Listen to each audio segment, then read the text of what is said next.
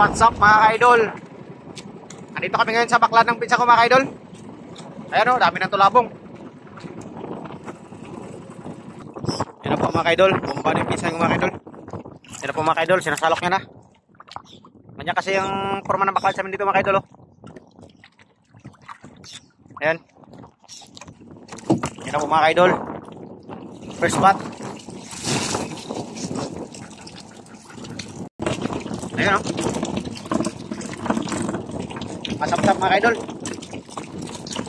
Lumpoy. Saka may masag. Ito po mga ka-idol yung nakuha namin na pasaya no. Ayan. Dito yung isda mga ka-idol. Sa luwang. May limasag. Ayan galaw-galaw pa mga ka-idol. Okay. Dami. Kachamba rin.